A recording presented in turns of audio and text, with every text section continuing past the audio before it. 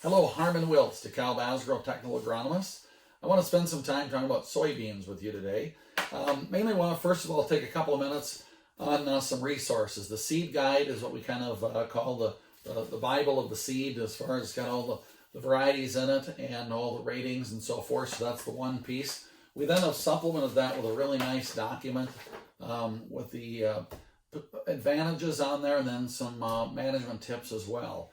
From there, then we also have created what we call a stoplight chart for the varieties to really look at. The dark green means that they're really good in this environment, and a yellow would mean caution. So some information that you have on your fingertips. And then if you go to aganytime.com, you would be able to go onto the Asgrow, click on Asgrow, and get a product profile sheet that really would show all the detailed ratings. So just a little bit of information for you to kind of look at from there. So I want to spend a couple of minutes talking about Asgrow. Really, I think 4 key things. One is the Asgrow varieties are exclusive. You won't find them in any other bag. The yield advantage, our breeders have focused on very heavily on yield, and so many of the varieties have a nice yield advantage, top yield versus competitors. And then the depth of portfolio is what I'm really pleased and proud about. Is we've really created an Asgrow portfolio that has a wide range to really fit your entire farm. If you have light soils or heavy soils or some iron chlorosis or white mold, and there is, and hence the agronomic advantage as we go forward. So I want to spend a little bit of time then. We've kind of broken out looking at the new products really in their classes here. First question really that most growers have is iron chlorosis, and I'm really pleased that we really brought out 3 new varieties last year that have done well. One is the 18XO, really equivalent to 1733s in our 1-row pH plots. We have a difficult time seeing any difference, so we would categorize the 18XO equal to 1733. And then 2 new ones on the early side, the 08XO, which is good, not quite as good, but quite good, about equal to 10X9s and 14X8s.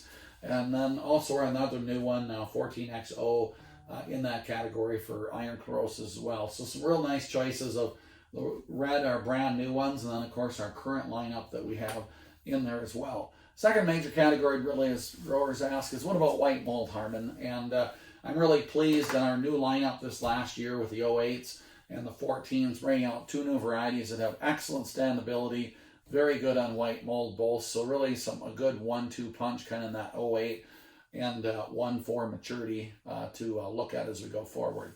Sudden death, that's becoming a disease we need to take a little bit longer look at from the standpoint that we're seeing a little more as time goes on, especially if we get kind of Benson and South. And we've got some new ones there to take a look at as well. I really wanted to kind of dive into each variety, the new ones at least specifically, and talk about them. The 08 XO, the thing I really like about that is excellent standability, way above average for white mold, and pretty good iron chlorosis too. So this is a variety that we really can take almost anywhere except in the worst iron chlorosis fields. The place that I really like to place them are fields that we do have some white mold issues along with it. It does also have a really good Phytophthora package to go along with it too, so we can put it on some of the poorly drained soils too, but expect excellent standability, well above average white mold with the 08s to look at it. 10X9, really nice in the package as well to go right beside the 08s. Again, excellent standability and white mold, top end yield as well to go along with it. Our long-term variety we've had out for 3 years has just been Mr. Consistency, AG11X8s. What I like about this variety, it gets a little bit taller but still has excellent standability. So this is one that we can put on our good soils to have really high yielding, but we also then can put this on some lighter soils too and kind of really keep plant height up. And above average white mold, RPS3A gene for Phytophthora. And then where you are seeing sudden death, we have a real nice score in sudden death with this one. And I would say most consistent Asgrow bean in the early side over the last 3 years. So yield is the big thing.